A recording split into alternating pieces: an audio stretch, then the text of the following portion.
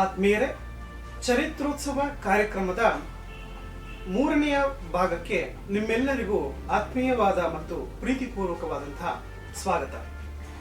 ಪ್ರತಿ ವಾರದ ನಮ್ಮ ಚರಿತ್ರೋತ್ಸವ ಕಾರ್ಯಕ್ರಮದಲ್ಲಿ ಇತಿಹಾಸ ಸಂಸ್ಕೃತಿಗೆ ಸಂಬಂಧಪಟ್ಟಂತಹ ಒಂದೊಂದು ವಿಷಯಗಳ ಬಗ್ಗೆ ನಿಮಗೆ ಮಾಹಿತಿಯನ್ನ ನೀಡ್ತಾ ಇದ್ದೇನೆ.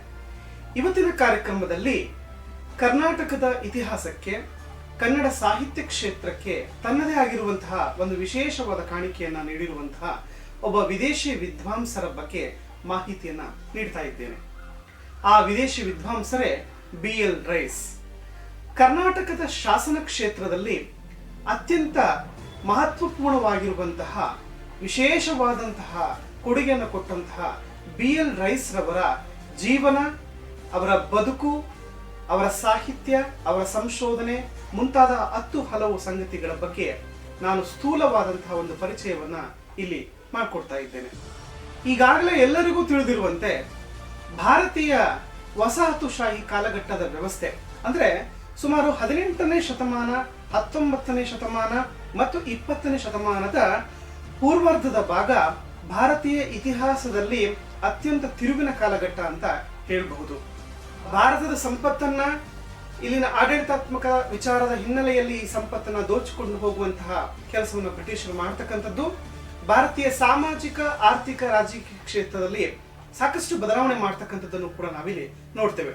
ಆದ್ರೆ ಭಾರತಕ್ಕೆ ಬಂದಂತಹ ಪಾಶ್ಚಾತ್ಯರು ಅಥವಾ ವಿದೇಶಿಯ ಅಧಿಕಾರಿಗಳು ಇಲ್ಲಿನ ನೆಲ, ಜಲ, ಸಂಸ್ಕೃತಿ, ಇತಿಹಾಸ, ಪರಂಪರೆ ಮುಂತಾದ 10 ಹಲವು ಸಂಗತಿಗಳ ಬಗ್ಗೆ ತಮ್ಮದೇ ಆಗಿರುವಂತಹ ಕೊಡುಗೆಯನ್ನು ಕೊಟ್ಟಿರುವಂತಹ ಅನೇಕ ಮಹನೀಯರನ್ನ ನಾವಲ್ಲಿ ನೋಡ್ತೇವೆ. ಸಾಂದರ್ಭಿಕವಾಗಿ ಆಸಕ್ತಿಯ ಹಿನ್ನೆಲೆಯಲ್ಲಿ ಅವರು ಈ ಕ್ಷೇತ್ರಕ್ಕೆ ತಮ್ಮ ಪ್ರವೇಶವನ್ನ ಮಾಡ್ತಕ್ಕಂಥದ್ದನ್ನ ನಾವು ವಿಶೇಷವಾಗಿ ಗಮನಿಸ್ತಕ್ಕಂಥದ್ದು. ಅಂತಹ ಕರ್ನಾಟಕದಲ್ಲಿ ಒಂದು ಕ್ಷೇತ್ರದಲ್ಲಿ ಬಹಳ ವಿಶೇಷವಾಗಿ ಕೆಲಸ ಮಾಡಿದಂತಹ ಒಬ್ಬ ವಿದ್ವಾಂಸ ಅಂತಂದ್ರೆ ಅದು BL ರೈಸ್. BL ರೈಸ್ ಅವರ ಬಗ್ಗೆ ನಾವು ನೋಡ್ತಕ್ಕಂಥದ್ದೇ ಆದ್ರೆ ಕರ್ನಾಟಕದಲ್ಲಿ 19 ಮತ್ತು 20ನೇ ಶತಮಾನದ ಪೂರ್ವಾರ್ಧದ ಕಾಲಘಟ್ಟದ ಕನ್ನಡ ಸಾಹಿತ್ಯ, ಗ್ರಂಥ ಸಂಪಾದನೆ, ಗ್ಯಾಜೆಟಿಯರ್, ಅದಾದ ಮೇಲೆ ಇತಿಹಾಸ, ಸಂಸ್ಕೃತಿ, ಶಾಸನ ಈ ಕ್ಷೇತ್ರದಲ್ಲಿ ಅದ್ವಿತೀಯವಾಗಿರ್ತಕ್ಕಂತಹ ಸಾಧನೆ ಮಾಡಿರುವಂತಹ ವಿದ್ವಾಂಸರು ಅಂತಂದ್ರೆ ಅದು BL ರೈಸ್ ಒಂದು ಅಗ್ರ ಪಂಕ್ತಿಯಲ್ಲಿ ನಾವು ನೋಡುವುದಕ್ಕೆ ಸಾಧ್ಯತೆ ಆಗ್ತಕ್ಕಂಥದ್ದು. ಇವರು ಬಹಳ ಮುಖ್ಯವಾಗಿ ಶಾಸನ ವ್ಯಾಸಂಗ, ಪುರಾತತ್ವ ಶೋಧನೆ, ಜನಾಂಗೀಯ ಅಧ್ಯಯನ, ಹಸ್ತಪ್ರತಿ ಸಂಗ್ರಹ, ಗ್ರಂಥ ಸಂಪಾದನೆ ಇಂತಹ ಅನೇಕ ಸಾಂಸ್ಕೃತಿಕವಾದಂತಹ ಕ್ಷೇತ್ರದಲ್ಲಿ ಎಡಬಿಡದೆ ದಣಿವರಿಯದಂತಹ ಒಂದು ದುಡಿಮೆ ಮಾಡಿರ್ತಕ್ಕಂಥದ್ದು ನಿಜಕ್ಕೂ ಕೂಡ ಅಭೂತಪೂರ್ವವಾಗಿರ್ತಕ್ಕಂಥದ್ದು. BL ರೈಸ್ ಅವರು ಶಾಸನ ವ್ಯಾಸಂಗ, ಪುರಾತತ್ವ ಶೋಧನೆ, ಜನಾಂಗೀಯ ಅಧ್ಯಯನ, ಹಸ್ತಪ್ರತಿ ಸಂಗ್ರಹ, ಗ್ರಂಥ ಸಂಪಾದನೆ ಮುಂತಾದ ಸಾಂಸ್ಕೃತಿಕ ಸಂಶೋಧನೆಯ ಕೆಲಸಕ್ಕೆ ತಮ್ಮನ್ನ ಎಡಬಿಡದೆ ತೊಡಗಿಸಿಕೊಂಡಿರ್ತಕ್ಕಂಥದ್ದು, ಬದುಕಿನ ಬಹುಭಾಗವನ್ನ ಆ ಕ್ಷೇತ್ರಗಳಿಗೆ ಮೀಸಲಿಟ್ಟು ಕೆಲಸ ಮಾಡಿರ್ತಕ್ಕಂಥದ್ದು ನಿಜಕ್ಕೂ ಕೂಡ ಶ್ಲಾಘನೀಯವಾಗಿರ್ತಕ್ಕಂಥದ್ದು. BL ರೈಸ್ ರವರ ಕುಟುಂಬ ಮೂಲತಃ ಇಂಗ್ಲೆಂಡಿನಿಂದ ಬಂದಿರತಕ್ಕಂಥದ್ದು ಅಂತ ನಾವಲ್ಲಿ ನೋಡ್ತಾ ಹೋಗ್ತೇವೆ. ಇವರ ವಂಶದವರು ಇಂಗ್ಲೆಂಡ್ ದೇಶದ ಗ್ಲಾಸ್ಟರ್ಶೈರ್ ಪ್ರಾಂತ್ಯದ ಸ್ಟ್ರಾಡ್ ಅಂತಕ್ಕಂಥ ಗ್ರಾಮಕ್ಕೆ ಸೇರಿರ್ತಕ್ಕಂಥವ್ರು. ಆದ್ರೆ ಅನೇಕ ಪಾಶ್ಚಾತ್ಯರು ಕೆಲಸವನ್ನ ಹರಿಸಿ ಅಥವಾ ಬ್ರಿಟಿಷ್ ಸರ್ಕಾರದ ನಿರ್ದೇಶಕ್ಕೆ ಅನುಗುಣವಾಗಿ ಭಾರತಕ್ಕೆ ಬರ್ತಕ್ಕಂಥದ್ದನ್ನ ನಾವು 19ನೇ ಶತಮಾನದಲ್ಲಿ ಗುರುತಿಸ್ತೀವಿ. ಮುಖ್ಯವಾಗಿ ಕ್ರೈಸ್ತ ಮಿಷನರಿಗಳು ಕ್ರೈಸ್ತ ಧರ್ಮವನ್ನ ಪ್ರಚಾರ ಮಾಡುವುದಕ್ಕೋಸ್ಕರವಾಗಿ ಧರ್ಮ ಪ್ರಚಾರಕ್ಕೆ ಭಾರತಕ್ಕೆ ಬರ್ತಕ್ಕಂಥದ್ದು ಆವತ್ತಿನ ಕಾಲದಲ್ಲಿ ಸರ್ವೇ ಸಾಮಾನ್ಯವಾಗಿತ್ತು. ಈ ದೃಷ್ಟಿಯಿಂದ ರೈಸ್ ಕುಟುಂಬವೂ ಕೂಡ ಭಾರತಕ್ಕೆ ಧರ್ಮ ಪ್ರಚಾರದ ದೃಷ್ಟಿಯಿಂದ ಭಾರತಕ್ಕೆ ಬರ್ತಕ್ಕಂಥದ್ದನ್ನ ನಾವಲ್ಲಿ ಕಾಣ್ತೇವೆ.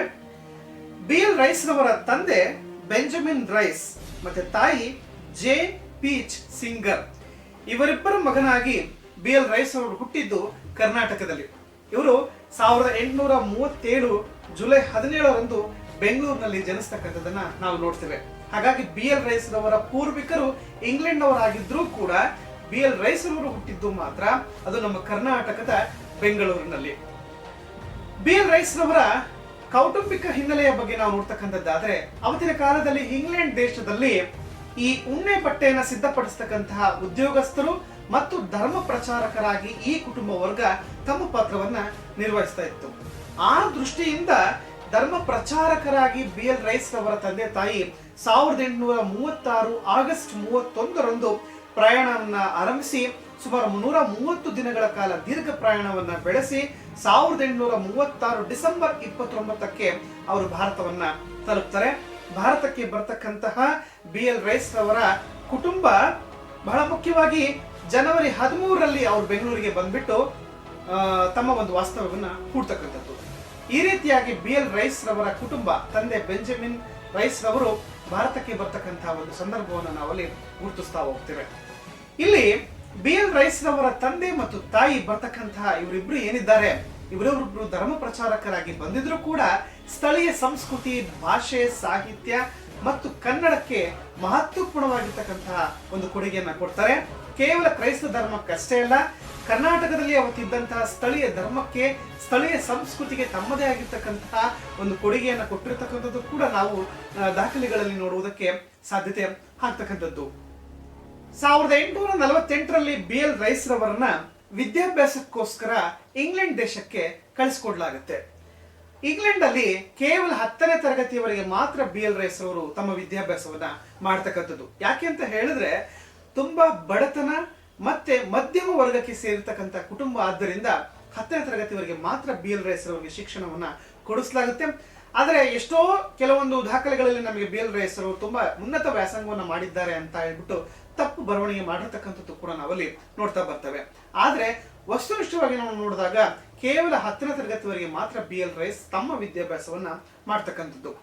10ನೇ ತರಗತಿ ವಿದ್ಯಾಭ್ಯಾಸವನ್ನ ಪಡೆದ ಬಳಿಕ ರೈಸ್ ರವರು ಇಂಗ್ಲೆಂಡ್ ನಲ್ಲೇ ಚಿಕ್ಕ ಪುಟ್ಟ ಕೆಲಸ ಕಾರ್ಯಗಳನ್ನ ಅವರು ಮಾಡಿ ತಮ್ಮ ಜೀವನವನ್ನ ನಿರ್ವಹಣೆ ಮಾಡ್ತಕ್ಕಂಥ ಪ್ರಸಂಗವನ್ನು ನಾವಲ್ಲಿ ಗುರುತಿಸ್ತೇವೆ. ಅದಾದ ಮೇಲೆ ಅವರು ಬಹಳ ಮುಖ್ಯವಾದಂತಹ ಒಂದು ಉದ್ದೇಶ, ಒಂದು ಮಹತ್ವಾಕಾಂಕ್ಷೆ ಇತ್ತು. ಅದೇನಂತಂದ್ರೆ ಅದು ಸಿವಿಲ್ ಸರ್ವಿಸ್ ಪರೀಕ್ಷೆಯನ್ನ ಬರೆದು ಭಾರತಕ್ಕೆ ಒಬ್ಬ ಉನ್ನತ ಅಧಿಕಾರಿಯಾಗಿ ನಾನು ಹೋಗ್ಬೇಕು, ಅಲ್ಲೇ ಭಾರತದಲ್ಲಿ ಕೆಲಸ ಮಾಡಬೇಕು ಅನ್ನುವಂತಹ ಒಂದು ಉದ್ದೇಶ ಇರುತ್ತೆ. ಆದರೆ ಇವರಿಗೆ ವಯೋಮಾನ ಮೀರಿದ್ದರ ಪರಿಣಾಮವಾಗಿ ಆ ಸಿವಿಲ್ ಸರ್ವಿಸ್ ಪರೀಕ್ಷೆಯನ್ನ ಮಾಡುವುದಕ್ಕೆ ಸಾಧ್ಯತೆ ಆಗಲ್ಲ. 1860 ಫೆಬ್ರವರಿ ತಿಂಗಳಲ್ಲಿ ಪುನಃ ಭಾರತಕ್ಕೆ ಬಿ ಎಲ್ ರೈಸ್ ರವರು ಆಗಮನ ಆಗುತ್ತೆ. ಆ ರೀತಿಯಾಗಿ ಆಗಮನ ಆದ ತಕ್ಷಣನೇ ಬಿ ಎಲ್ ರೈಸ್ ರವರನ್ನ ಬೆಂಗಳೂರಿನ ಹೈಸ್ಕೂಲ್ನ ಮುಖ್ಯ ಉಪಾಧ್ಯಾಯರನ್ನಾಗಿ ಅವರನ್ನು ನೇಮಕ ಮಾಡ್ತಕ್ಕಂತಹ ಒಂದು ಪ್ರಸಂಗವನ್ನು ನಾವಲ್ಲಿ ಗುರುತಿಸ್ತೀವಿ. ಭಾರತಕ್ಕೆ ಬಂದ ತಕ್ಷಣ ಬಿ ಎಲ್ ರೈಸ್ ರವರ ಹುದ್ದೆ ಅಂದ್ರೆ ಅದು ಹೈಸ್ಕೂಲ್ನ ಉಪಾಧ್ಯಾಯ ವೃತ್ತಿಯನ್ನ ನಾವಲ್ಲಿ ನೋಡ್ತಕ್ಕಂಥದ್ದು. ಈ ಸಂದರ್ಭದಲ್ಲಿ ಬೆಳಗ್ಗೆ 7ರಿಂದ 11ರವರೆಗೆ ಮಾತ್ರ ಅವರು ವೃತ್ತಿಯನ್ನು ನಿರ್ವಹಿಸಬೇಕಾಗಿತ್ತು. ಅದಾದ ಮೇಲೆ 11ರಿಂದ ಅವರು ಸಂಪೂರ್ಣವಾಗಿ ಅವರು ತಮ್ಮ ಸಮಯವನ್ನ ಸಂಶೋಧನೆಗೆ, ಕನ್ನಡ ಭಾಷೆಯನ್ನ ಕಲಿಯುವುದಕ್ಕೋಸ್ಕರವಾಗಿ ಅವರು ಮೀಸಲಿಡ್ತಾ ಇದ್ರು. ಯಾಕೆ ಅಂತಂದ್ರೆ ಹುಟ್ಟಿದ್ದು ಅವರು ಬೆಂಗಳೂರಿನಲ್ಲಿ, ಕರ್ನಾಟಕದಲ್ಲಿ, ಬೆಳೆದಿದ್ದು ಕನ್ನಡ ಭಾಷೆಯ ಪರಿಸರದಲ್ಲಿ. ಆದ್ದರಿಂದ ಕನ್ನಡ ಭಾಷೆಯ ಬಗ್ಗೆ, ಆ ಒಂದು ಸಂಸ್ಕೃತಿಯ ಬಗ್ಗೆ ಅವರಿಗೆ ಎಲ್ಲದಂತಹ ಒಂದು ಅಭಿಮಾನ ಇತ್ತು. ಆದರೂ ಕೂಡ ಒಂದು ಕ್ರಮಬದ್ಧವಾದ ವ್ಯಾಕರಣ ಆಗಿರ್ಬೋದು, ಭಾಷೆ ಆಗಿರ್ಬೋದು, ಪಾಂಡಿತ್ಯದ ನೆಲೆಯಲ್ಲಿ, ವಿದ್ವತ್ತದ ನೆಲೆಯಲ್ಲಿ ಅವರು ಭಾಷೆಯನ್ನು ಕಲಿಯುವುದಕ್ಕೋಸ್ಕರ ಅನೇಕ ಸ್ಥಳೀಯ ವಿದ್ವಾಂಸರ ನೆರವನ್ನ ಪಡಿತಾರೆ. 11ರಿಂದ ಸಂಜೆಯವರೆಗೂ ಕೂಡ ಅವರು ಕನ್ನಡ ಭಾಷೆಯ ಅಧ್ಯಯನದಲ್ಲಿ ಅವರು ತಮ್ಮನ್ನ ತಾವು ತೊಡಗಿಸ್ಕೊಳ್ತಕ್ಕಂಥದ್ದು. ಅದಾದ್ಮೇಲೆ ಕನ್ನಡ ಭಾಷೆಯ ಒಂದು ಪರೀಕ್ಷೆಯಲ್ಲೂ ಕೂಡ ಅವರು ತಮ್ಮನ್ನ ತೇರ್ಗಡೆ ಮಾಡ್ಕೊಳ್ತಕ್ಕಂಥ ಪ್ರಸಂಗವನ್ನು ಕೂಡ ನಾವಲ್ಲಿ ನೋಡುವುದಕ್ಕೆ ಸಾಧ್ಯತೆ ಆಗಿದೆ. ಹೀಗೆ ಬಿ ಎಲ್ ರೈಸ್ ರವರು ತಮ್ಮ ಬದುಕಿನ ಪ್ರಾರಂಭದ ದೆಸೆಯಲ್ಲಿ ಕನ್ನಡ ಭಾಷೆಗೆ, ಸಾಹಿತ್ಯಕ್ಕೆ ಎಷ್ಟು ಉತ್ಸಾಹದಿಂದ ತಮ್ಮನ್ನ ತಾವು ತೊಡಗಿಸ್ಕೊಂಡ್ರು ಅಂತಕ್ಕಂಥದ್ದನ್ನ ನಾವಲ್ಲಿ ನೋಡುವುದಕ್ಕೆ ಸಾಧ್ಯತೆ ಆಗ್ತಾ ಹೋಗುತ್ತೆ. 1864ರಲ್ಲಿ ಬಿ ಎಲ್ ರೈಸ್ ರವರು ಶಾಲಾ ಪರಿವೀಕ್ಷಣಾ ಅಧಿಕಾರಿಯಾಗಿ ಬಡ್ತಿಯನ್ನ ಪಡಿತಾರೆ. 1864ರಿಂದ 1874ರ ಅವಧಿಯಲ್ಲಿ ಮೈಸೂರು ಮತ್ತು ಕೊಡಗು ಪ್ರಾಂತ್ಯಗಳಲ್ಲಿ ಅವರು ಮಾಡ್ತಕ್ಕಂತಹ ನಿರಂತರವಾದಂತಹ ಒಂದು ಸಂಚಾರದಿಂದಾಗಿ ಅಲ್ಲಿರ್ತಕ್ಕಂಥ ಅನೇಕ ಗ್ರಾಮಗಳ ಮಾಹಿತಿಯನ್ನ ಅವರು ದಾಖಲೆ ಮಾಡ್ಕೊಳ್ತಕ್ಕಂಥದ್ದು. ಈ ರೀತಿಯಾಗಿ ಆ ಸಂದರ್ಭದಲ್ಲಿ ಮಾಡಿದಂತಹ ಆ ಇಡಿಯಾದಂತಹ ಒಂದು ದಾಖಲೆಗಳು ಏನಿದೆ ಅದು ನಂತರದಲ್ಲಿ ಮೈಸೂರು ಮತ್ತು ಕೊಡಗು ಪ್ರಾಂತ್ಯಗಳ ಗ್ಯಾಜೆಟೇರ್ಗಳನ್ನ ರಚನೆ ಮಾಡುವುದಕ್ಕೆ ಬಿ ಎಲ್ ರೈಸ್ ರವರಿಗೆ ಸಾಧ್ಯತೆ ಆಯಿತು ಅಂತ ನಾವಲ್ಲಿ ನೋಡ್ತೇವೆ. ಒಟ್ಟು 3 ಗ್ಯಾಜೆಟಿಯರ್ಗಳನ್ನ ಇವರು ರಚನೆ ಮಾಡ್ತಕ್ಕಂಥದ್ದು. ಮೈಸೂರು ಅಂಡ್ ಕೂರ್ಗ್ ಗ್ಯಾಜೆಟಿಯರ್ ಅಂತಕ್ಕಂತಹ ಒಂದು ಶೀರ್ಷಿಕೆಯಲ್ಲಿ ಮೊದಲ 2 ಸಂಪುಟಗಳು ಮೈಸೂರು ಪ್ರಾಂತ್ಯದ ಬಗ್ಗೆ ನಮಗೆ ಮಾಹಿತಿಯನ್ನು ಕೊಟ್ರೆ, 3ನೆಯ ಸಂಪುಟ ಕೊಡಗು ಪ್ರಾಂತ್ಯದ ಬಗ್ಗೆ ನಮಗೆ ಮಾಹಿತಿಯನ್ನು ಕೊಡುತ್ತೆ. ಗ್ಯಾಜೆಟಿಯರ್ಗೆ ಒಂದು ವಿಶೇಷವಾದಂತಹ ಒಂದು ಪ್ರಾಧಾನ್ಯತೆ ಮತ್ತು ಅದಕ್ಕೆ ಒಂದು ನಿರ್ದಿಷ್ಟವಾದಂತಹ ಒಂದು ಸ್ಥಾನಮಾನ ಕೊಟ್ಟಂತಹ ಮೊಟ್ಟ ಮೊದಲ ಒಬ್ಬ ವ್ಯಕ್ತಿ ಅಂತಂದ್ರೆ ಅದು BL ರೈಸ್. ಇವತ್ತು ಕೂಡ ನಮಗೆ ಗ್ಯಾಜೆಟಿಯರ್ ಪರಂಪರೆ ಇದೆ. ಗ್ಯಾಜೆಟಿಯರ್ ಅಂದ್ರೆ ಒಂದು ಪ್ರಾಂತ್ಯದ ಪ್ರತಿಯೊಂದು ವಿಚಾರಗಳನ್ನು ದಾಖಲೆ ಮಾಡ್ತಕ್ಕಂಥ ಒಂದು ಕೋಶ ಎಂಬುದಾಗಿ ನಾವಲ್ಲಿ ನೋಡ್ತಾ ಹೋಗಬಹುದು. ಅಂದಿನ ಮೈಸೂರು ಸಂಸ್ಥಾನದ ದಿವಾನರಾಗಿರ್ತಕ್ಕಂತಹ ಕೆ ಶೇಷಾದ್ರಿ ಅಯ್ಯರ್ ಅವರು ಮೈಸೂರು ಸಂಸ್ಥಾನದಲ್ಲಿರುವಂತಹ ಪುರಾತತ್ವದ ಅವಶೇಷಗಳನ್ನ ಇತಿಹಾಸವನ್ನು ದಾಖಲೀಕರಣ ಮಾಡಬೇಕು ಅನ್ನುವಂತಹ ಉದ್ದೇಶದಿಂದಾಗಿ ಮೈಸೂರು ಪುರಾತತ್ವ ಇಲಾಖೆಯನ್ನು 1884ರಲ್ಲಿ ಅವರು ಸ್ಥಾಪನೆಯನ್ನ ಮಾಡ್ತಾರೆ. BL ರೈಸ್ ರವರಿಗಿರ್ತಕ್ಕಂತಹ ಆಸಕ್ತಿಯನ್ನ ಮನಗೊಂಡು 1884ರಲ್ಲಿ ಈ ಪುರಾತತ್ವ ಇಲಾಖೆಯ ಮುಖ್ಯಸ್ಥರನ್ನಾಗಿ BL ರೈಸ್ ರವರನ್ನ ನೇಮಕ ಮಾಡತಕ್ಕಂತಹ ಒಂದು ಸಂದರ್ಭವನ್ನು ನಾವಲ್ಲಿ ಗುರುತಿಸ್ತೇವೆ. ಹೀಗೆ ಮೈಸೂರು ಪುರಾತತ್ವ ಇಲಾಖೆಯ ಮುಖ್ಯಸ್ಥರಾಗಿ ಅಧಿಕಾರಕ್ಕೆ ಬಂದಂತಹ BL ರೈಸ್ ರವರು ತಮ್ಮ ಬದುಕಿನ ಒಂದು ಹೊಸ ಆಯಾಮ ಇಲ್ಲಿ ಪ್ರಾರಂಭ ಆಯಿತು ಅಂತ ನಾವು ನೋಡ್ತೇವೆ. ಆದ್ರೆ ಇಲ್ಲಿ ಬಹಳ ಮುಖ್ಯವಾಗಿ ಗಮನಿಸಬೇಕಾಗಿರ್ತಕ್ಕಂಥ ಅಂಶ ಅಂದ್ರೆ ಏನಪ್ಪಾ ಅಂತಂದ್ರೆ, ಇಲ್ಲಿ ಭಾರತೀಯ ಪುರಾತತ್ವ ಸರ್ವೇಕ್ಷಣಾ ಇಲಾಖೆಗೆ ನಾನು ನಿರ್ದೇಶಕನಾಗಿ ಹೋಗ್ಬೇಕು ಅಂತ ಹೇಳ್ಬಿಟ್ಟು BL ರೈಸ್ ಅವರ ಆಸೆ ಇರುತ್ತೆ. ಅಂದ್ರೆ ಇಡೀ ದೇಶದ ಮಟ್ಟದಲ್ಲಿ ನಾನು ಕೆಲಸ ಮಾಡಬೇಕು ಇತಿಹಾಸದ ಬಗ್ಗೆ, ಎಷ್ಟು ಅಭಿಮಾನ ನೋಡಿ ನಮ್ಮ ಭಾರತೀಯ ಸಂಸ್ಕೃತಿ ಬಗ್ಗೆ, ಇತಿಹಾಸದ ಬಗ್ಗೆ ರೈಸರಿಗೆ. ಹಾಗಾಗಿ ನಾನು ದೇಶದ ಮಟ್ಟದಲ್ಲಿ ಕೆಲಸ ಮಾಡಬೇಕು ಅನ್ನುವಂತಹ ಅಭಿಮಾನ BL ರೈಸರಿಗೆ ಇರುತ್ತೆ. ಆದ್ರೆ ಆ ಸಂದರ್ಭದಲ್ಲಿ ಬ್ರಿಟಿಷ್ ಸರ್ಕಾರ ಅವರಿಗೆ ಆ ಅವಕಾಶವನ್ನ ಕೊಡಲ್ಲ, ನಿರಾಶರಾಗ್ತಾರೆ. ಸದ್ಯ ಮಟ್ಟಕ್ಕೆ ನಾನು ಮೈಸೂರು ಪುರಾತತ್ವ ಇಲಾಖೆಗಾದರೂ ನಿರ್ದೇಶಕನಾದ್ನಲ್ಲ ಅಂತೇಳಿ ಸಮಾಧಾನ ಪಟ್ಟು ಅಂತಹ ಅವಕಾಶವನ್ನ ಅತ್ಯಂತ ವಸ್ತುನಿಷ್ಠವಾಗಿ, ಪ್ರಾಮಾಣಿಕವಾಗಿ, ಪ್ರಮಾಣಬದ್ಧವಾಗಿ ಅವರು ಮಾಡಿಕೊಂಡು ಇಡೀ ಮೈಸೂರು ದೇಶದ ಶಾಸನ ಕ್ಷೇತ್ರಕ್ಕೆ, ಆ ಪ್ರಪಂಚಕ್ಕೆ ಒಂದು ಹೊಸ ಆಯಾಮವನ್ನ ಅವರು ನಿರ್ಮಿಸಿದ್ರು ಅಂತ ನಾವು ಹೇಳಿದ್ರೆ ತಪ್ಪಾಗ್ಲಿಕ್ಕಿಲ್ಲ. ಶಾಸನಕ್ಕಿಂತ ಮುಖ್ಯವಾಗಿ ಈ ಒಂದು ಇಲಾಖೆಯ ನಿರ್ದೇಶಕರಾಗಿ ಅವರು ಮಾಡ್ತಕ್ಕಂಥ ಅನೇಕ ಸಂಶೋಧನೆಗಳು ಯಾವುವು ಅಂತೇಳಿ ನಾವು ನೋಡ್ತಕ್ಕಂಥದ್ದೇ ಆದ್ರೆ 1887ರಲ್ಲಿ ಶ್ರವಣ ಬೆಳಗೊಳದ ಬಸದಿಯಲ್ಲಿರ್ತಕ್ಕಂಥ ಜಾಲಂಧ್ರದ ಶಿಲ್ಪಗಳನ್ನ ಮೊಟ್ಟ ಮೊದಲ ಬಾರಿಗೆ ಅವರು ಬೆಳಕಿಗೆ ತಗೊಂಡ್ಬರ್ತಾರೆ. 1891ರಲ್ಲಿ ಬೆಂಗಳೂರು ಹಿಂದೂಪುರ ರೈಲ್ವೆ ಮಾರ್ಗದಲ್ಲಿ ರೋಮನ್ ಮತ್ತೆ ಶಾತವಾಹನರಿಗೆ ಕಾಲಕ್ಕೆ ಸಂಬಂಧಪಟ್ಟಂತಹ ನಾಣ್ಯಗಳನ್ನ ಸಂಶೋಧನೆ ಮಾಡ್ತಾರೆ. ಈ ಮೂಲಕ ಕರ್ನಾಟಕಕ್ಕೂ ಮತ್ತೆ ರೋಮ್ ಸಾಮ್ರಾಜ್ಯಕ್ಕೂ ಇದ್ದಂತಹ ವ್ಯಾಪಾರ ಸಂಪರ್ಕದ ಬಗ್ಗೆ ಅವರು ಸಂಶೋಧನೆ ಮಾಡಿ ದಾಖಲೀಕರಣವನ್ನ ಮಾಡ್ತಕ್ಕಂಥದ್ದು. 1888ರಲ್ಲಿ ವಿಕ್ಟೋರಿಯಾ ಜುಬ್ಲಿ ಹಾಲ್ ನಲ್ಲಿ ಶಾಸನ ಮತ್ತು ಹಸ್ತಪ್ರತಿ ಸಂಗ್ರಹಾಲಯ ನಿರ್ಮಾಣದ ಕೆಲಸವನ್ನ ಮಾಡ್ತಾರೆ. ಇದು ಅತ್ಯಂತ ಮಹೋನ್ನತವಾಗಿರ್ತಕ್ಕಂಥ ಕಾರ್ಯ ಅಂತ ನಾವಲ್ಲಿ ನೋಡಬಹುದು. 1887ರಲ್ಲಿ ತಲಕಾಡಿನಲ್ಲಿ ಅವರು ಉತ್ಖನನವನ್ನ ಮಾಡ್ತಾರೆ. BL ರೈಸ್ ಅವರು ಉತ್ಖನನವೇ ಮಾಡಿಲ್ಲ ಅಂತ ಎಷ್ಟೋ ಒಂದು ಅಭಿಪ್ರಾಯಗಳಿದೆ. ಆದರೆ ಅದಕ್ಕೆ ವ್ಯತಿರಿಕ್ತವಾಗಿ BL ರೈಸ್ ಅವರು ನಮಗೆ ಕರ್ನಾಟಕದಲ್ಲಿ ಮೊಟ್ಟ ಮೊದಲ ಬಾರಿಗೆ ಒಂದು ಉತ್ಖನನವನ್ನ ಮಾಡದಂತವರು ರೈಸ್ ಅಂತೇಳಿ ನಮಗೆ ಎಷ್ಟು ದಾಖಲೆಗಳು ನಮಗೆ ಮಾಹಿತಿಯನ್ನ ಕೊಡ್ತಕ್ಕಂಥದ್ದು. 1892-93ರಲ್ಲಿ ಮೊಟ್ಟ ಮೊದಲ ಬಾರಿಗೆ ಚಿತ್ರದುರ್ಗದ ಅಂಕಳಿ ಮಟ್ಟದಲ್ಲಿ ಅವರು ಭೂಶೋಧನೆ ಮಾಡ್ತಕ್ಕಂಥದ್ದು ಕೂಡ ದಾಖಲೆಯಾಗಿದೆ. 1894-95ರಲ್ಲಿ ಚಂದ್ರವಳ್ಳಿಯಲ್ಲಿ ಅವರು ಮೊಟ್ಟ ಮೊದಲ ಬಾರಿಗೆ ಭೂಶೋಧನೆಯನ್ನ ಮಾಡ್ತಾರೆ. ಅದೇ ವರ್ಷ ಹಿರಿಯೂರು ತಾಲೂಕಿನ ಹೈಮಂಗಲದ ಹತ್ತಿರ ಬೃಹತ್ ಶಿಲಾಯುಗದ ಸಮಾಧಿಗಳನ್ನ ಅವರು ಬೆಳಕಿಗೆ ತೆಗೆದುಕೊಂಡು ಬರ್ತಾರೆ. 1891ರಲ್ಲಿ ಬಳ್ಳಿಗಾವಿಯಲ್ಲಿ ಅವರು ತಾರಾಭಗವತಿ ಶಿಲ್ಪವನ್ನು ಶೋಧನೆ ಮಾಡ್ತಕ್ಕಂಥದ್ದು. 1896ರಲ್ಲಿ ನಂಜನಗೂಡಿನ ಶ್ರೀಕಂಠೇಶ್ವರ ದೇವಾಲಯದಲ್ಲಿ 63 ಪುರಾತನರ ಪ್ರಾಚೀನ ವಿಗ್ರಹಗಳ ಬಗ್ಗೆ ಅವರು ಬರೀತಕ್ಕಂಥದ್ದು. 1897ರಲ್ಲಿ ಕೋಲಾರ ಜಿಲ್ಲೆಯ ನುಣಮಂಗಲದಲ್ಲಿ ಜೈನ ಬಸದಿಯ ಉತ್ಖನನವನ್ನ ಮಾಡ್ತಕ್ಕಂಥದ್ದು.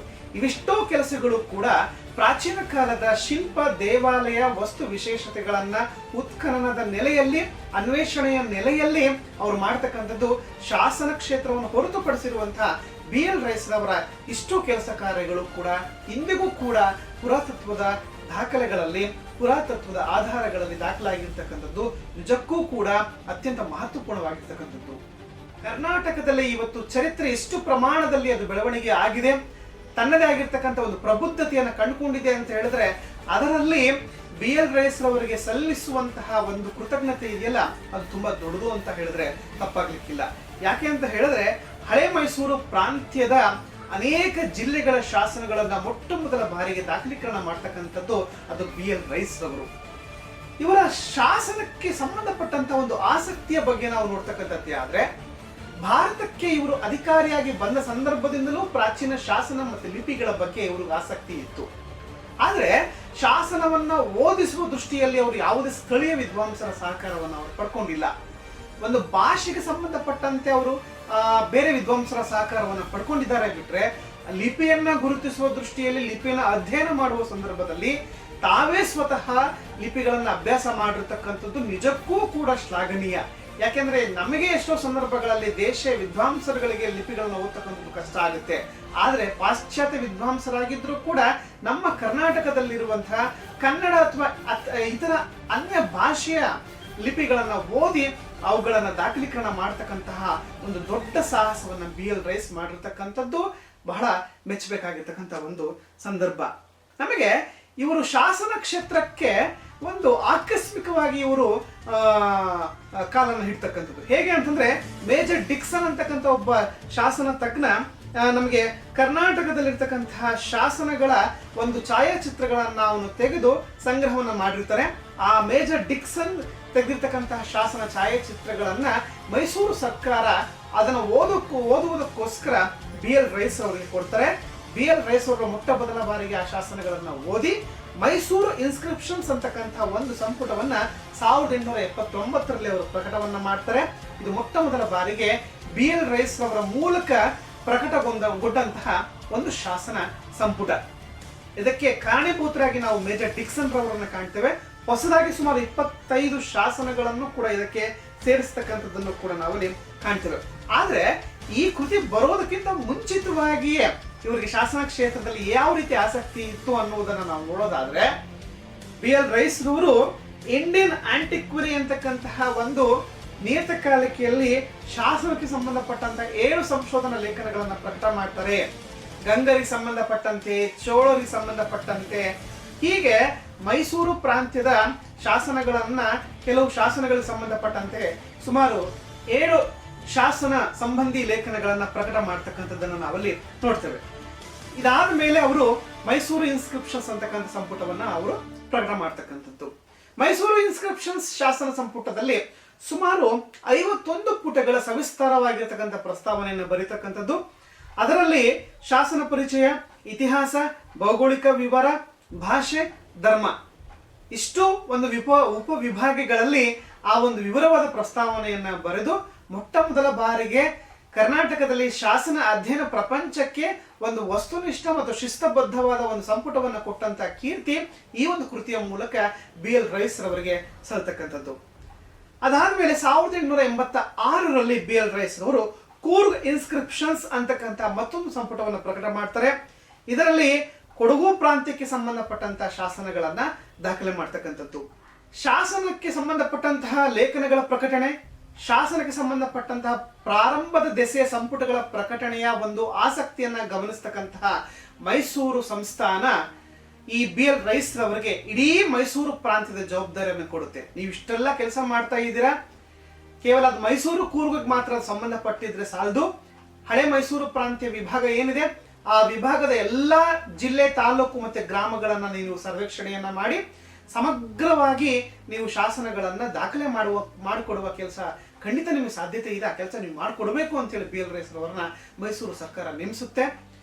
ಅವರ ಶಾಸನ ಅಧ್ಯಯನಕ್ಕೆ ಸಂಬಂಧಪಟ್ಟಂತಹ ಆಸಕ್ತಿ ಈ ಒಂದು ಯೋಜನೆಯ ಮೂಲಕ ಅತ್ಯಂತ ವಿಶಾಲವಾಗಿ ತನ್ನ ಅರಿವನ್ನ ಅದು ಪಡ್ಕೊಳ್ಳುತ್ತೆ.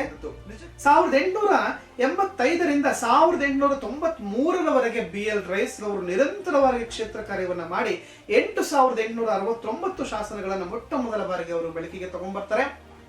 ಈ ಒಂದು ಇಡಿಯಾದಂತಹ ಸುಮಾರು 9,000 ಹೆಚ್ಚು ಕಮ್ಮಿ 9,000 ಶಾಸನಗಳನ್ನ ಅವರು 12 ಸಂಪುಟಗಳಲ್ಲಿ ಅವರು ವಿಭಾಗ ಮಾಡ್ತಕ್ಕಂಥದ್ದು. ಆ 12 ಸಂಪುಟಗಳಿಗೆ ಅವ್ರು ಕೊಟ್ಟಂತಹ ಒಂದು ಶೀರ್ಷಿಕೆ ಎಪಿಗ್ರಾಫಿಯ ಕರ್ನಾಟಕ. ಸಂಪುಟ 1ರಿಂದ 12 ಸಂಪುಟಗಳನ್ನ ನಾವು ಬಹಳ ಮುಖ್ಯವಾಗಿ ನೋಡೋದಕ್ಕೆ ಸಾಧ್ಯತೆ ಆಗುತ್ತೆ. ಆ ಶಾಸನ ಸಂಪುಟಗಳ ಬಗ್ಗೆ ನಾವು ನೋಡ್ತಕ್ಕಂಥದ್ದೇ ಆದ್ರೆ ಕೊಡಗು, ಶ್ರವಣಬೆಳಗೊಳ, ಮೈಸೂರು 1, ಮೈಸೂರು 2, ಹಾಸನ, ಕಡೂರು, ಶಿವಮೊಗ್ಗ 1, ಶಿವಮೊಗ್ಗ 2, ಬೆಂಗಳೂರು, ಕೋಲಾರ, ಚಿತ್ರದುರ್ಗ ಮತ್ತೆ ತುಮಕೂರು. ಹಳೆ ಮೈಸೂರು ಪ್ರಾಂತ್ಯದ ಇಷ್ಟು 12 ವಿಭಾಗಗಳನ್ನ ಮಾಡಿ ಎಪಿಗ್ರಫಿಯ ಕರ್ನಾಟಕ 12 ಸಂಪುಟಗಳನ್ನ ಅವರು ಪ್ರಕಟ ಮಾಡ್ತಕ್ಕಂಥದ್ದು ನಿಜಕ್ಕೂ ಕೂಡ ಶ್ಲಾಘನೀಯ ಕಾರ್ಯ. ಇಷ್ಟು ಯೋಜನೆ 1903ಕ್ಕೆ ಅವರು ಮುಕ್ತಾಯವನ್ನ ಮಾಡ್ತಾರೆ.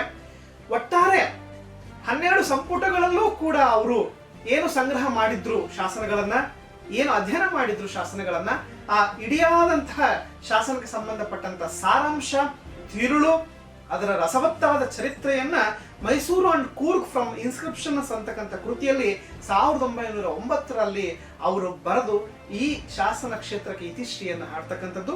ಇದಿಷ್ಟು ಅವರ ಶಾಸನಾಧ್ಯಯನಕ್ಕೆ ಸಂಬಂಧಪಟ್ಟಂತಹ ವಿಚಾರ. ಶಾಸನ ಅಧ್ಯಯನ ಇನ್ನು ಬೆಳೆದೇ ಇರತಕ್ಕಂತಹ ಕಾಲಘಟ್ಟದಲ್ಲಿ, ಶಾಸನ ಕ್ಷೇತ್ರದಲ್ಲಿ ಗಂಭೀರವಾದ ಅಧ್ಯಯನ ಪ್ರಾರಂಭ ಆಗದೇ ಇರತಕ್ಕಂಥ ಕಾಲಘಟ್ಟದಲ್ಲಿ BL ರೈಸ್ ಅವರು ಅತ್ಯಂತ ಮಹೋನ್ನತವಾಗಿರ್ತಕ್ಕಂಥ ಒಂದು ಕೆಲಸವನ್ನು ಅವರು ಮಾಡಿದ್ದಾರೆ. ಇನ್ನು BL ರೈಸ್ ಅವರ ಸಂಶೋಧನೆ ಮತ್ತೊಂದು ಆಯಾಮವಾಗಿ ನಾವು ನೋಡ್ತಕ್ಕಂಥದ್ದು ಅಂತಂದ್ರೆ ಅದು ಗ್ರಂಥ ಸಂಪಾದನೆ. ಒಂದು ಪ್ರಾಚೀನವಾದ ಕಾವ್ಯವನ್ನ, ಕೃತಿಯನ್ನ ಕ್ರಮಬದ್ಧವಾಗಿ ಅಧ್ಯಯನ ಮಾಡ್ತಕ್ಕಂತಹ ಒಂದು ಶಿಸ್ತನ್ನು ನಾವು ಗ್ರಂಥ ಸಂಪಾದನೆ ಅಂತ ಕರಿತೇವೆ. ಕನ್ನಡದಲ್ಲಿ BL ರೈಸ್ ರವರು ಅನೇಕ ಕೃತಿಗಳನ್ನ ಹೊರಗೆ ತಂದ್ಬಿಟ್ಟು ಪ್ರಕಟ ಮಾಡಿರ್ತಕ್ಕಂಥದ್ದು ಗ್ರಂಥ ಸಂಪಾದನೆಯ ಮೂಲಕ. ಗ್ರಂಥ ಸಂಪಾದನಾ ಕ್ಷೇತ್ರಕ್ಕೆ ತನ್ನದೇ ಆದಂತಹ ಒಂದು ಪಾತ್ರವನ್ನು ಕೊಟ್ಟಿರ್ತಕ್ಕಂಥದ್ದನ್ನ ನಾವು ವಿಶೇಷವಾಗಿ ಗಮನಿಸುವುದಕ್ಕೆ ಸಾಧ್ಯತೆ ಆಗುತ್ತೆ. ಬಹಳ ಮುಖ್ಯವಾಗಿ ವೈಜ್ಞಾನಿಕವಾದ ಗ್ರಂಥ ಸಂಪಾದನೆ ಅಂತಕ್ಕಂಥದ್ದು ಇನ್ನು ಪ್ರಾರಂಭ ಆಗದೇ ಇರತಕ್ಕಂಥ ಕಾಲದಲ್ಲೇ BL ರೈಸ್ ರವರು ಈ ಗ್ರಂಥ ಸಂಪಾದನಾ ಕ್ಷೇತ್ರಕ್ಕೆ ಅಮೂಲ್ಯವಾದ ಕೊಡುಗೆಯನ್ನು ಅವರು ಕೊಟ್ಟಿರ್ತಕ್ಕಂಥದ್ದು. ನಾವು ಗ್ರಂಥ ಸಂಪಾದನೆಯ ಬಗ್ಗೆ ನೋಡ್ತಕ್ಕಂಥದ್ದೇ ಆದರೆ 1868ರಲ್ಲಿ ರಾಮಾಯಣ ಸಂಗ್ರಹ, 1868ರಲ್ಲಿ ಪದ್ಯಸಾರ, 1873ರಲ್ಲಿ ನಾಮಲಿಂಗಾನುಶಾಸನ ಅಂತಹ ಪ್ರಾಚೀನವಾದಂತಹ ಕೃತಿಗಳನ್ನು ಅವರು ಗ್ರಂಥ ಸಂಪಾದನೆಯ ಮೂಲಕ ಪ್ರಕಟ ಮಾಡ್ತಕ್ಕಂಥದ್ದು. ಅದಾದ್ಮೇಲೆ ಬಿಬ್ಲಿಯೋತಿಕ ಕರ್ನಾಟಕ ಅಂತಕ್ಕಂತಹ ಒಂದು ಯೋಜನೆಯನ್ನ ಕೈಗೊಂಡು ಮತ್ತೆ ಪ್ರಾಚೀನ ಕೃತಿಗಳನ್ನು ಅವರು ಪ್ರಕಟ ಮಾಡ್ತಕ್ಕಂಥದ್ದು. ಅದರಲ್ಲಿ ಕರ್ನಾಟಕ ಭಾಷಾ ಭೂಷಣ, ಶಬ್ದಾನುಶಾಸನ, ಪಂಪ ರಾಮಾಯಣ, ಪಂಪ ಭಾರತ ಈ ಕೃತಿಗಳ ಬಗ್ಗೆ ಅವರು ಮೊಟ್ಟ ಮೊದಲ ಬಾರಿಗೆ ಪ್ರಕಟ ಮಾಡ್ತಕ್ಕಂಥದ್ದನ್ನು ನಾವಲ್ಲಿ ನೋಡ್ತಾ ಹೋಗ್ತೇವೆ. ಕರ್ನಾಟಕದ ಇತಿಹಾಸ, ಸಾಹಿತ್ಯ, ಸಂಸ್ಕೃತಿ ಕ್ಷೇತ್ರದಲ್ಲಿ ಅಪಾರವಾಗಿರ್ತಕ್ಕಂತಹ ಸಾಧನೆ ಮಾಡಿದಂತಹ BL ರೈಸ್ ರವರು ಹುಟ್ಟಿದ್ದು ಬೆಂಗಳೂರಿನಲ್ಲಿ. ಆದರೆ ತಮ್ಮ ಪೂರ್ವಿಕರ ನೆಲೆಯಾಗಿರ್ತಕ್ಕಂತಹ ಇಂಗ್ಲೆಂಡ್ಗೆ ಅವರು ಕೊನೆಯದಾಗಿ ಅವರು ಪ್ರಯಾಣವನ್ನ ಮಾಡ್ತಾರೆ. ಇಂಗ್ಲೆಂಡ್ಗೆ ಹೋಗಿ ಅಲ್ಲಿ ಹ್ಯಾರೋ ನಗರದಲ್ಲಿ ತಮ್ಮ ಮಗ ಕಟ್ಟಿಸಿರ್ತಕ್ಕಂತಹ ಮನೆಯಲ್ಲಿ ವಾಸ ಮಾಡ್ತಕ್ಕಂಥದ್ದು. ಹ್ಯಾರೋ ನಗರದಲ್ಲಿ 1927 ಜುಲೈ 10ರಂದು BL ರೈಸ್ ತಮ್ಮ 89ನೆಯ ವಯಸ್ಸಿನಲ್ಲಿ ಹೃದಯಾಘಾತದಿಂದ ಅವರು ಸಾವನ್ನಪ್ಪತಕ್ಕಂಥದ್ದನ್ನು ನಾವಲ್ಲಿ ನೋಡ್ತೇವೆ. ಬ್ರಿಟಿಷ್ ಸರ್ಕಾರ BL ರೈಸ್ ರವರಿಗೆ CIE ಅಂತಕ್ಕಂತಹ ಒಂದು ಉನ್ನತವಾದ ಒಂದು ಪದವಿಯನ್ನು ಕೊಡುತ್ತೆ. ಶಾಸನ ಪಿತಾಮಹ ಎಂಬ ಅಭಿಧಾನವನ್ನು ಕೊಡ್ತಕ್ಕಂಥದ್ದು. ಮದ್ರಾಸ್ ವಿಶ್ವವಿದ್ಯಾಲಯ ಅವರಿಗೆ ಗೌರವ ಡಾಕ್ಟರೇಟ್ ಪದವಿಯನ್ನು ಕೂಡ ಕೊಡ್ತಕ್ಕಂಥದ್ದು. ಆತ್ಮೀಯರೇ, BL ರೈಸ್ ರವರ ಬಗ್ಗೆ ನಾನು ಹೇಳಿರ್ತಕ್ಕಂಥ ವಿಚಾರ ಕೇವಲ ಒಂದು ಸಂಕ್ಷಿಪ್ತವಾಗಿರ್ತಕ್ಕಂಥ ಒಂದು ಪರಿಚಯ ಅಷ್ಟೇ. ಇಂತಹ ಒಂದು ಮಹೋನ್ನತವಾದ ವ್ಯಕ್ತಿಯ ಬಗ್ಗೆ ಅಧ್ಯಯನ ಮಾಡ್ತಕ್ಕಂಥದ್ದು, ಅವರ ಬಗ್ಗೆ ಚರ್ಚೆಗಳು ಮಾಡ್ತಕ್ಕಂಥದ್ದು, ಅವರ ಬಗ್ಗೆ ಸ್ಮರಿಸ್ತಕ್ಕಂಥದ್ದು ಕನ್ನಡಿಗರಾದ ನಮಗೆ ಹೆಮ್ಮೆಯ ಸಂಗತಿ ಮತ್ತು ಕರ್ತವ್ಯ ಅಂತ ಹೇಳಿದ್ರೆ ಅದು ತಪ್ಪಾಗಲಿಕ್ಕಿಲ್ಲ. ಆತ್ಮೀಯರೇ, ಇವತ್ತಿನ ಸಂಚಿಕೆಯಲ್ಲಿ BL ರೈಸ್ ರವರ ಜೀವನ ಮತ್ತೆ ಸಾಧನೆ ಕುರಿತಂತಹ ಒಂದು ಸಂಕ್ಷಿಪ್ತವಾದ ಮಾಹಿತಿಯನ್ನ ನಾವು ಹಂಚಿಕೊಳ್ಳೋದಕ್ಕೆ ಸಾಧ್ಯತೆ ಆಗಿದೆ. ಈ ಇವತ್ತಿನ ಕಾರ್ಯಕ್ರಮ ಇಲ್ಲಿಗೆ ಮುಕ್ತಾಯ ಆಗ್ತಾ ಇದೆ. ಎಲ್ಲರಿಗೂ ಧನ್ಯವಾದಗಳು.